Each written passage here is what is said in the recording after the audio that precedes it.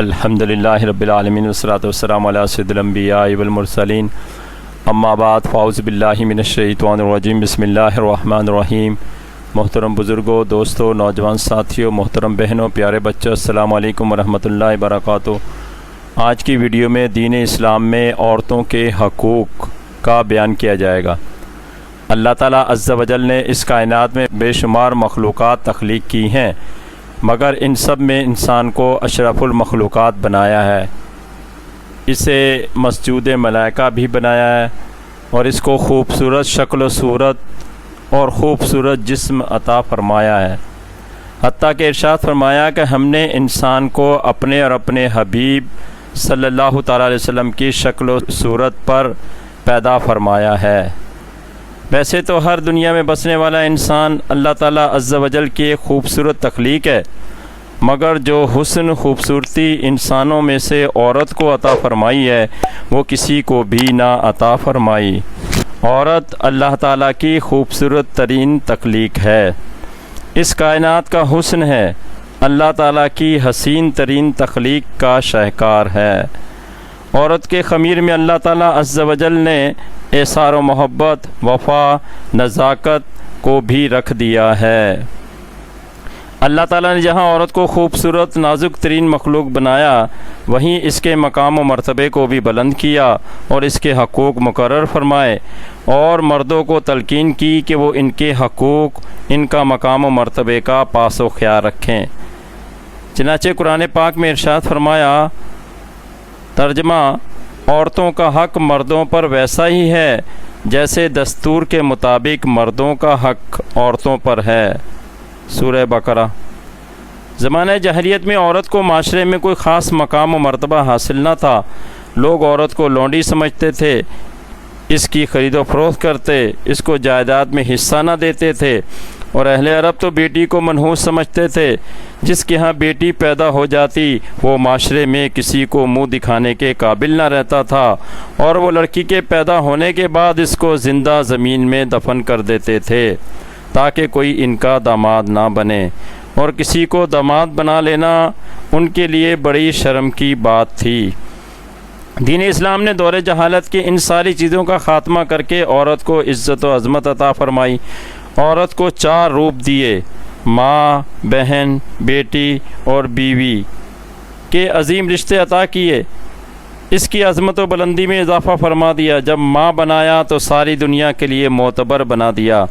ممتا کا احساس دے کر اس کو اولاد کی پرورش کا ذریعہ بنایا۔ وہ عظیم الشان جنت ماں کے قدموں تلے رکھ دی، اس کی عظمت میں 4 چاند لگا دیے، اور اولاد کو حکم دیا کہ اگر تم رب کی جنت کے طلبگار ہو تو اپنی ماں کی خوب خدمت کرو۔ بہن بنا کر بھائی کی عزت بنایا اور بھائی کا اس کو احساس تحفظ دیا۔ بیٹی بنا کر باپ سے ناز نخرے اٹھوائے، اور بیوی بنایا تو مرد کا ساتھی بنایا، اور مرد کو گناہوں سے بچا کر خواہشات نفسانی کو پورا کرنے کا جائز ذریعہ بنایا۔ عورت کی مذکورہ بالا عظمتوں کے علاوہ بھی کئی عظمتیں اور ان کے حقوق کا احادیث میں اللہ کے نبی صلی اللہ تعالیٰ علیہ وسلم نے بیان فرمایا ہے۔ چنانچہ حضرت عائشہ صدیقہ رضی اللہ تعالیٰ عنہا بیان فرماتی ہیں کہ ایک عورت میرے پاس آئی، اس کے ساتھ اس کی 2 بیٹیاں بھی تھیں۔ میرے پاس صرف ایک ہی کھجور تھی، وہ میں نے اس عورت کو دے دی۔ اس نے اس کھجور کو لے کر اس کے 2 برابر برابر ٹکڑے کیے اور اپنی ان 2 بیٹیوں میں تقسیم کر دیے، اور خود کچھ بھی نہ کھایا۔ جب وہ چلی گئی اور حضرت علیہ الصلوۃ والسلام تشریف لائے تو حضرت عائشہ صدیقہ رضی اللہ تعالیٰ عنہا نے اس عورت کا سارا قصہ آپ کو بیان کر دیا، جس کو سن کر رسول اللہ صلی اللہ علیہ وسلم نے فرمایا، جو شخص خواہ مرد ہو یا عورت، وہ لڑکیوں کی پرورش پر مامور کیا گیا اور اس نے ان کے ساتھ اچھا سلوک کیا تو یہ لڑکیاں اس کو آتش دوزخ سے بچانے کے لیے آڑے آ جائیں گی۔ مشکوٰۃ شریف۔ ایک اور حدیث میں آپ صلی اللہ علیہ وسلم نے فرمایا، افضل ترین صدقہ یہ ہے کہ تم لڑکی پر خرچ کرو جو کہ طلاق یا بیوگی کے وجہ سے تمہارے پاس اپنے شوہر کے پاس سے واپس آ گئی ہے اور تمہارے علاوہ اس کے لیے کوئی کمانے والا نہیں ہے۔ دین اسلام سے قبل معاشرے میں بیوہ اور مطلقہ عورتوں کو ذلیل ترین سمجھا جاتا تھا اور ان سے بڑا برا سلوک کیا جاتا تھا۔ اس حدیث میں ان سے حسن سلوک کرنے کا حکم دیا گیا ہے، بلکہ عورت کو دور جہالت میں وراثت سے محروم رکھا جاتا تھا، مگر قرآن پاک میں عورت کو جائیداد کا وارث بنایا اور اس کا حصہ مقرر فرمایا۔ چنانچہ قرآن پاک کی سورہ نساء میں اللہ تعالیٰ عز و جل نے ارشاد فرمایا، جو ماں باپ رشتہ دار چھوڑ مریں اس میں مردوں کا بھی حق ہے اور عورتوں کا بھی، یہ حصے اللہ کے مقرر کیے ہوئے ہیں۔ ایک اور جگہ اللہ کے نبی صلی اللہ علیہ وسلم نے ارشاد فرمایا، جس کسی نے ایک یا ایک سے زائد لڑکیوں کی پرورش کی، ان کے اخراجات برداشت کیے، ان کو ادب و تمیز سکھایا، ان کے ساتھ حسن سلوک کا برتاؤ کیا، تو اللہ تعالیٰ عز و جل ان کے لیے جنت کو واجب کر دے گا۔ اسی طرح ایک اور جگہ حضرت علیہ السلام نے فرمایا، جس نے بیٹیوں کی اچھی پرورش کی اور پھر ان کی شادی کر دی تو وہ اور میں قیامت میں ایک دوسرے کے ساتھ اس طرح ہوں گے جیسے دو انگلیاں۔ دین اسلام نے عورت کہ جس کو حقیر سمجھا جاتا تھا، اس کو جنت کے حصول کا ذریعہ بنا دیا۔ اولاد اگر ماں کی خدمت کرے تو اس کے لیے ماں کے قدموں تلے جنت ہے۔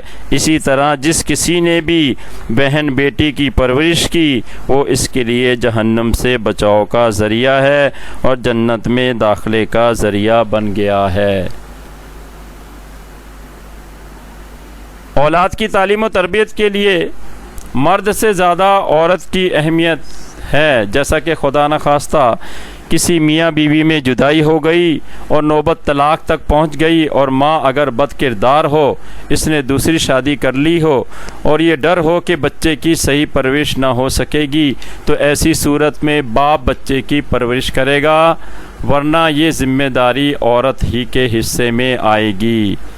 چنانچہ اسی ضمن میں ایک حدیث پاک ملتی ہے کہ ایک عورت حضرت علیہ السلام کی خدمت میں حاضر ہوئی اور عرض کی، یا رسول اللہ صلی اللہ تعالی وسلم، بے شک میرا جو بیٹا ہے، میرا پیٹ ہے، اس کے لیے برتن رہ چکا ہے، میری چھاتی اس کے لیے مشکیزہ رہ چکی ہے، میری گود اس کے لیے محفوظ جگہ رہی ہے، مگر اب ماجرا یہ ہے کہ اس کے باپ نے مجھے طلاق دے دی ہے اور وہ اسے مجھ سے چھیننا چاہتا ہے، اب آپ کیا فرماتے ہیں؟ تو اللہ کے نبی صلی اللہ علیہ وسلم نے فرمایا، تو اس کی پرورش کی زیادہ حقدار ہے جب تک کہ تو دوسری شادی نہ کرے۔ مشکوٰۃ شریف۔ غرض کہ اسلام نے عورتوں کو جو حقوق اور تحفظ کا احساس دیا ہے، اس کی مثال دنیا کے کسی دین و مذہب میں نہیں پائی جاتی، اور نہ ہی جب سے یہ دنیا بنی ہے کسی بھی دور میں ان کو کبھی اتنا عظیم مقام حاصل ہوا تھا۔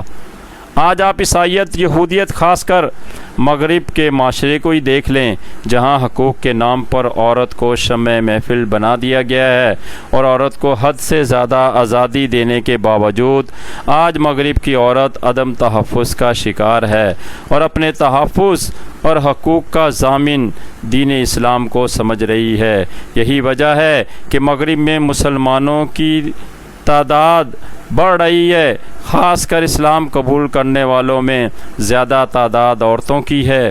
دین اسلام میں عورت کے عظیم مقام کا اندازہ اس سے لگائیں کہ رحمت للعالمین صلی اللہ تعالیٰ علیہ وسلم اپنی رضائی والدہ حلیمہ، اپنی رضائی بہن اور اپنی بیٹی بی بی فاطمۃ الزہرا رضی اللہ تعالیٰ عنہا کو آتے دیکھ کر نہ صرف ان کی تعظیم کے لیے کھڑے ہو جاتے تھے، بلکہ ان کو اپنی مبارک چادر بچھا کر اس پر بٹھا بھی دیتے تھے۔ مزید ایک اور حدیث میں ارشاد فرمایا، جس گھر میں صرف لڑکے ہی لڑکے ہوں، کوئی لڑکی نہ ہو، سمجھ جاؤ کہ اس گھر میں اللہ کی رحمت نہیں ہے۔ تفسیر نعیمی۔ اس قدر عظیم مقام رکھنے والی اور عظیم الشان حقوق کی حامل آج کی بعض مسلمان عورتیں مغرب کی عورتوں کی ظاہری چمک دمک دیکھ کر ان کے نقش قدم پر چلنے میں کامیابی تصور کرتی ہیں۔ دور کے ڈھول سہانے جیسے مثال ان پر صادق آتی ہے۔